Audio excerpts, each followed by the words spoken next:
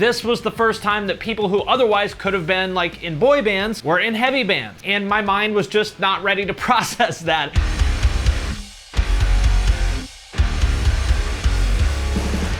What's up, everybody? I'm Finn McKenty. This is the Punk Rock MBA, and welcome back to my Bands That Should Have Been Bigger series. In this series, as you can probably guess from the name, I look at bands that, in my opinion, should have been bigger or that I thought were going to be bigger, and I try to figure out what happened. In this installment, we're talking about metalcore. 4 metalcore bands that I think should have been bigger: God Forbid, Shadows Fall, Candiria, and I See Stars. But before I get into that, first, I wanted to mention the Punk Rock MBA podcast is here. Hit that link in the description.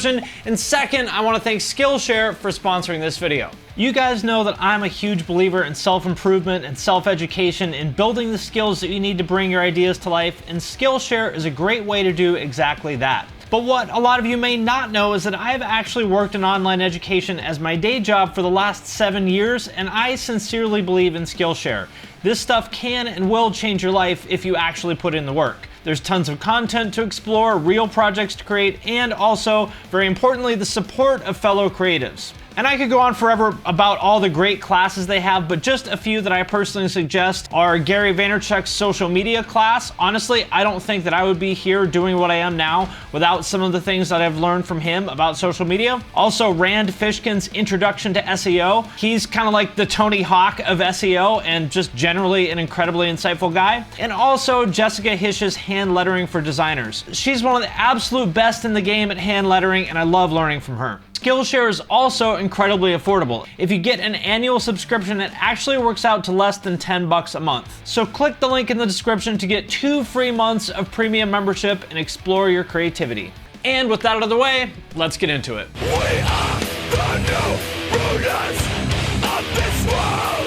First up, we have the band that was actually the inspiration for this entire series, God Forbid, because to me, they are just like the exact definition of a band that should have been bigger. You guys know that I would literally die for metalcore, and this band was one of the very first to do anything that we could really call modern metalcore. And the reason why that's a big deal to me is because, believe it or not, there was a time when metal and hardcore really didn't play nice at all like they do now. Back in the 90s, it was not cool to be a hardcore kid that was also into metal. I remember I went to the Youth of Today reunion show in 1999 in Connecticut. I wore a King Diamond shirt and my friend wore an Anthrax shirt. And I remember people looking at us like we were from another planet. Because how could you possibly like Youth of Today and Anthrax? So weird, right? Shut up, I don't want to hear you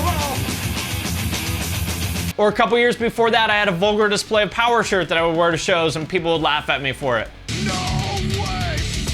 So what does that have to do with God Forbid? Well, everything that I just said is why I was so blown away when I got a package from them in like, I think it was 1998. I honestly can't remember if it was like a demo or an EP or what, but they sent me something to review in my zine. Here's a copy of it from 1999, I think. I had no idea who they were, but as soon as I listened to it, I was like, holy shit, what is this? Like hardcore kids who can actually play and sound like real metal? And I watched them over the next few years come up from the New Brunswick, New Jersey scene, which would probably be best known for Lifetime and Saves the Day back then, and become one of the leading bands in what people went on to call the new wave of American heavy metal. Bands like Chimera and Lamb of God, Killswitch Engage, which I will do a whole video about one of these days, but that's a whole other conversation.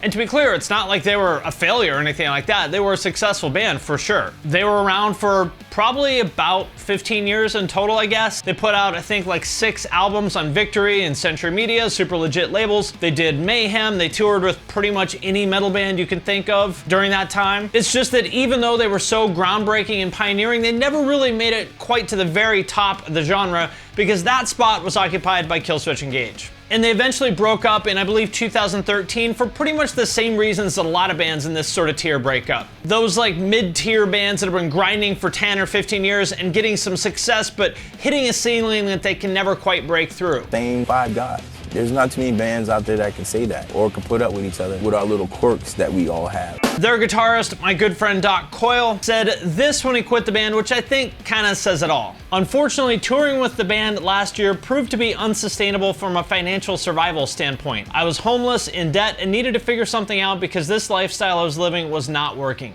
Eventually, there's only so much of that you can take, right? And of course, when nobody's making any money, you're all on edge, so any of the kind of personal conflicts between members get amplified, and then eventually the band breaks up because everyone's broke and pissed off and at each other's throat. And I think that's pretty much what happened to God Forbid. And that's the reality. Being a starving artist is cool until it's not. Until one day you wake up and you're like 29 or 30 or 31 and you're like, you know what? Fuck this shit. I'm gonna get a job or do something else with my life because this sucks.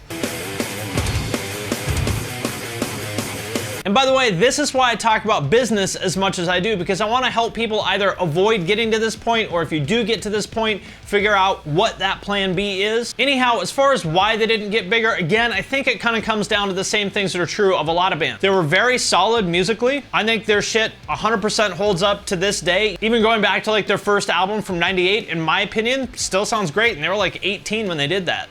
But they just didn't have that extra special something that would take them to the next level, whether that's a big breakthrough song or some charismatic personality in the band like Adam D or Howard were in Killswitch. Maybe they never got to that Killswitch level, but still, I respect the shit out of these guys. I love what they did. I'll definitely have Doc on my podcast in the very near future to talk more about this. So if that sounds like something you would be interested in, hit that link in the description below to subscribe to the podcast, and you will get it as soon as it comes out.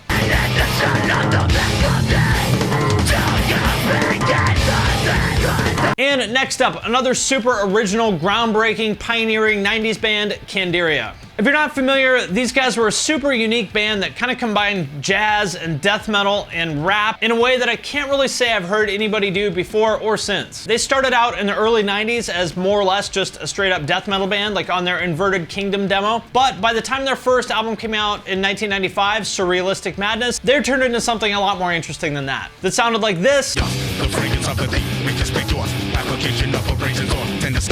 Or this. Or this.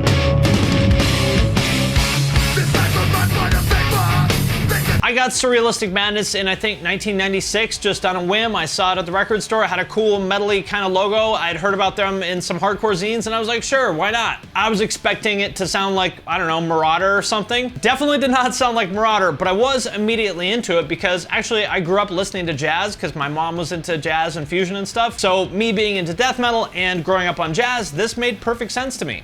And there were other bands like Cynic and Atheist that had done the jazzy metal thing and done it very well. But what was different about Candiria is that they had more of like a hardcore kind of groove as the foundation, as opposed to a thrash metal kind of thing like Cynic and Atheist did.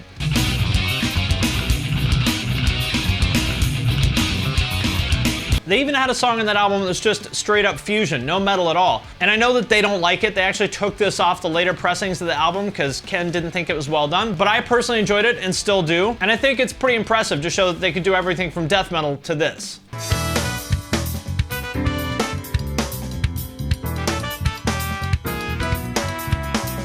And over the next few albums, they turned into something that I guess you would probably call like rap metal, which I personally didn't like as much. I love rap, I love metal, just don't really love it when you put the two together. But regardless of my personal taste, I think that was definitely the right move for them, because the rap metal stuff was a lot more accessible than the, frankly, just weird shit they did in the earlier days of the band. And it was starting to work. They signed to Century Media and put out their third album, I think, 300% Density in 2001, which was definitely their breakthrough album. They'd been a band for like 10 years, and this is the album that was finally starting to get them some real traction, I think. And then they got hit by a fucking truck. Like, literally got hit by a truck when they were on tour, almost killed everybody in the band.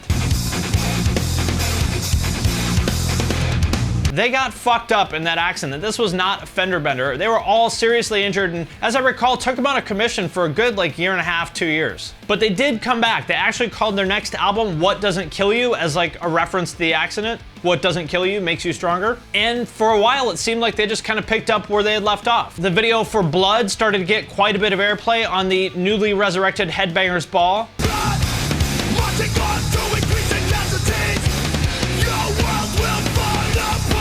And the band was getting more attention than ever, which was super cool to see considering all the shit that they went through to get there. But unfortunately, it just kind of didn't last. They had a bunch of delays in the writing and recording in their next albums. They had some people quit the band. You could tell that as hard as they were trying to pick up where they left off before, they just weren't the same as they were before the accident. Which is, of course, completely understandable. I mean, this is not the kind of thing you just walk away from and pretend it never happened. Kind of the same situation with the Ghost Inside, who went through something similar. So unfortunately, I think it's pretty simple. That accident is the reason why they didn't get any bigger. They were never gonna be like the next Metallica or whatever, because they're too weird, but I totally think they could have been a Between the Buried Me or Animals as Leaders, one of these bands that has a super rabid, dedicated cult fan base that would follow them for as long as they wanted to keep playing music. Really sad, because they're so talented, and at least every time I ever talk to them, such like friendly, nice, insightful guys. So if you're into weird, progressive music, definitely do not sleep on this band.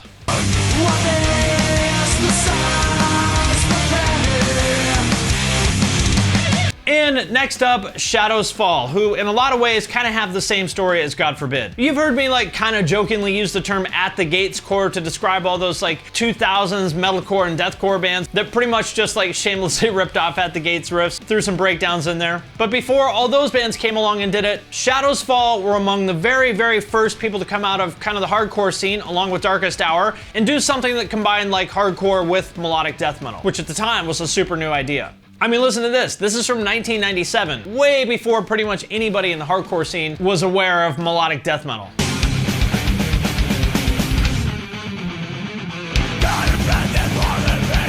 But that song is actually from their first album with Phil from All That Remains on vocals, and I think it wasn't until their second album in 2000 where they really kind of found their groove and added their like real vocalist Brian Fair. Like, check out this song, which is from 2000, again several years before the whole wave of At the Gates clones. I think it still holds up.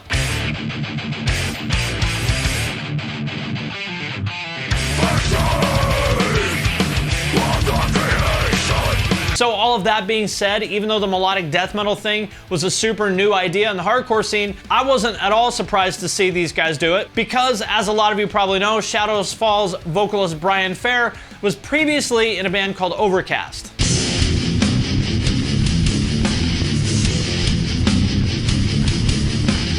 And Overcast was one of the very first bands in the 90s hardcore scene to do like a full-on metallic, like Slayer worship kind of thing, years and years and years before that was cool.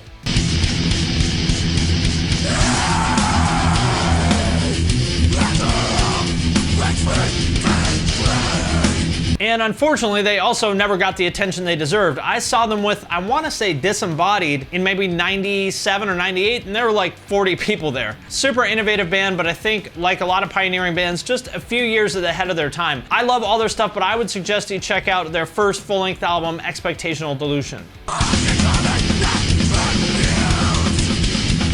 Anyhow, like God Forbid, Shadows Fall were, again, certainly a successful band. They put out like 6 or 7 albums on Century Media, got nominated for 2 Grammys, played pretty much every festival and toured with every band you could think of in the 2000s. They had a great run that they should be very proud of. I'm including them here in this video because, kind of like God Forbid, they just kind of really hit that ceiling and were never able to break into the next level. And like I said, I think they deserve a lot of credit for being several years ahead of the whole At the Gates core thing that would go on to pretty much define metalcore for the first half of the 2000s.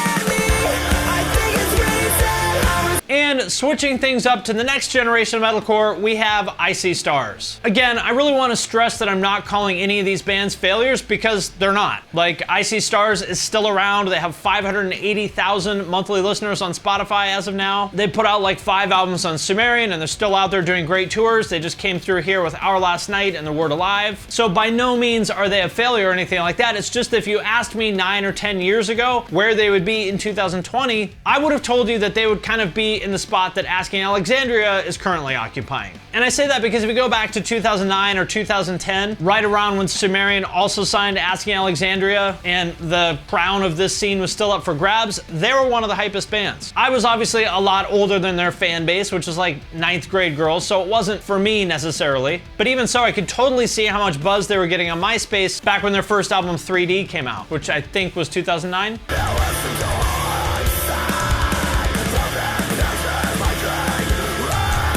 So I listened to it and I was like, okay, this is fine. Not like the best thing in the world, but certainly not the worst thing in the world, but what's the deal? Why are all the kids freaking out about this band? And the reason why I didn't get it is because back then I wasn't as aware of the power of charisma and looks as I am now. The idea of those kind of celebrity, like star power kind of dynamics being a factor in the scene, just that wasn't a thing that I was aware of back then. Coming from the punk and hardcore world like I did, it just never occurred to me that that kind of stuff was a factor in music. I didn't realize that it was actually the entertainment industry, and of course that stuff matters. It always mattered. And that actually was the whole basis of that entire scene thing. That was the big difference between scene stuff and everything that came before it, that the rules of conventional celebrity and in the entertainment business were now applied to heavy music. This was the first time that people who otherwise could have been like boy bands were in heavy bands, and my mind was just not ready to process that. It took me a few years to be like, oh, that's what's happening here. Asking Alexandria, Icy Stars, Of Mice and Men with Austin, and all the other bands that you could kind of put under the boy bands with breakdowns thing. That's what they were. That's what Icy Stars was. And again, there's nothing wrong with that.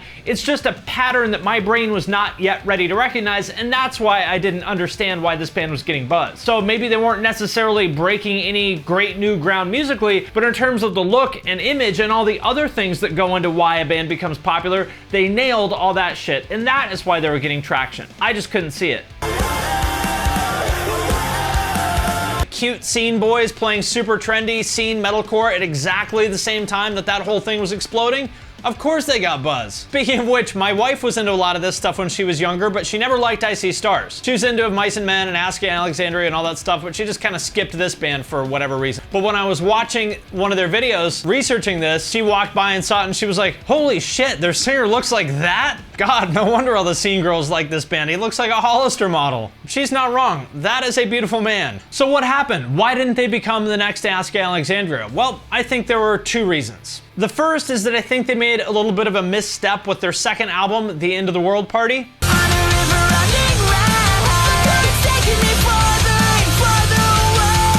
That one is way poppier than their first album, and the fans just really did not like it. I actually think it's really good. I like it, but it was a big departure from their first album, and I think that really hurt their momentum, even though they went back to playing heavier stuff on the next album.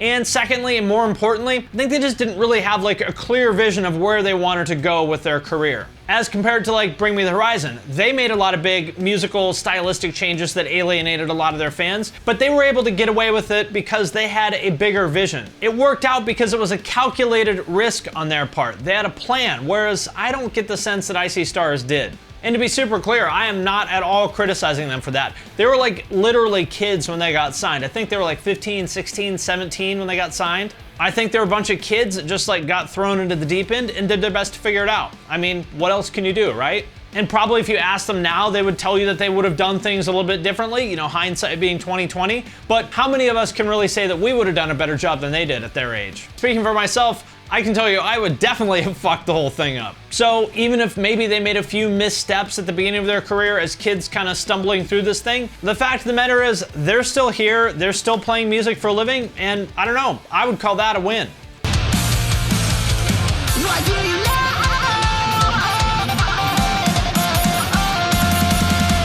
All right, my friends, that does it for this edition of Bands Who Should Have Been Bigger. Let me know what you think of these 4 bands in the comments, and also let me know what bands you think I should include in future editions of this. And also, I want to thank everyone who supports me on Patreon at the True Cult level or above. It is because of your support that I was finally able to get the podcast off the ground. I've been able to hire a producer and editor to help me do all the stuff that honestly, I just do not have time to do. So thank you to her, Deanna Chapman. Without her help, I would definitely not be able to do the podcast, and without the help of everyone on Patreon, I would not be able to hire her. So thank you very much to everybody who's helped make that happen. If you're interested in supporting me on Patreon or checking out the podcast, there's a link to both of those in the description. And with that, I'm gonna sign out for now, but I will see you next time.